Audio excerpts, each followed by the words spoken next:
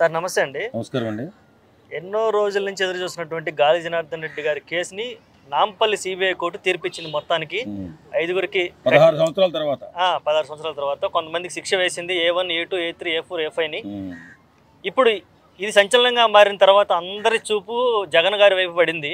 ఎందుకంటే ఆయన మీద ఇప్పటికే 32 సిబిఐ కేసులు ఉన్నాయి కాబట్టి అందరికీ ఒక ప్రశ్నార్థకంగా మారింది. అంటే జగన్ నెక్స్ట్ అరెస్ట్ అవుతాడా, అతను కూడా ఏమైనా తేలిద్దా, జైలుకి వెళ్తాడా అని అందరూ ఉత్సుకతో ఎదురు చూస్తున్నారు. మీ అభిప్రాయం ఏంది? ఖచ్చితంగా ఈ సిబిఐ కేసులో ఎవరైతే ఉన్నారో, ఈ జగన్మోహన్ రెడ్డి అవ్వచ్చు, ఇంకొక రెడ్డి అవ్వచ్చు, ఈ రాజకీయ ముసుగులో సంపాదిస్తూ రాజకీయ దోపిడికి పాల్పడుతూ వందల నుంచి వేల నుంచి లక్షల కోట్ల వరకు ఎదిగిపోయినటువంటి ఈ రాజకీయ దొంగలు ఎప్పటికీ తప్పించుకోలేరు అని ఈ కేసు నిరూపించింది. ఖచ్చితంగా ఒక్క గాలి జనార్దన్ రెడ్డి మైనింగ్ కేసులోనే 7 సంవత్సరాలు జైలు శిక్ష పడితే 32 కేసులు ఉన్నటువంటి జగన్మోహన్ రెడ్డి పరిస్థితి ఏంటి అనేది అందరి చర్చ కూడా జరుగుతుంది. ఖచ్చితంగా కోర్టులు చూస్తూ ఊరుకోవండి. న్యాయమూర్తులు ఇప్పుడు న్యాయ వ్యవస్థ బతుకుండడానికి కారణం ఇలాంటి తీర్పుల కారణమే. ఎందుకంటే 100 కోట్లు ఖర్చు పెట్టి వీళ్ళు కోర్టులు కూడా తప్పుదోవ పట్టించే అవకాశం ఉన్నటువంటి రాజకీయ దొంగలు వీళ్ళు.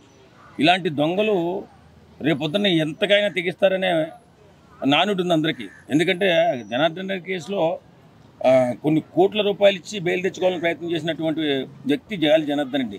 అలాంటి వ్యక్తి బయటకు వచ్చి ఆ కేసుని ఎలాగైనా సరే రూపుమాపాలని ప్రయత్నం చేశాడు. కానీ కోర్టులు పూర్తిగా న్యాయస్థానాలు అందుకు అంగీకరించలేదు.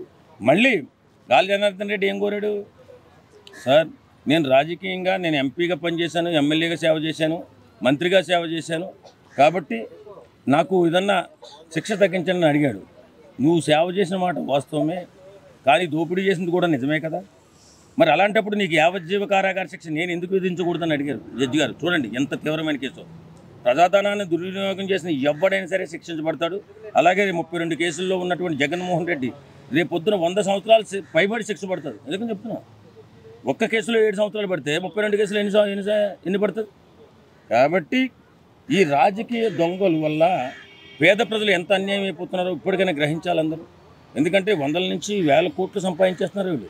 ఒక్కసారి రాజకీయంలోకి వచ్చి ఒకసారి ఎమ్మెల్యే ఎంపీ అయితేనే 100 కోట్లకి ఎదిగిపోతున్నారు, దోపిడీలు చేస్తున్నారు, అన్ని వనరులు దోసేస్తున్నారు. కాబట్టి రేపు ఫ్యూచర్లో జగన్మోహన్ రెడ్డి కూడా ఎన్ని విపరీతమైనటువంటి కేసులు ఎదుర్కోవాల్సి వస్తుంది. ఖచ్చితంగా ఫ్యూచర్లో అతను సీఎం అయ్యే అవకాశం లేదు, ప్రజలు నమ్మరు.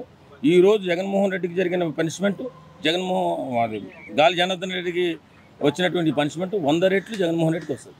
ఓకే అండి, థ్యాంక్ యూ.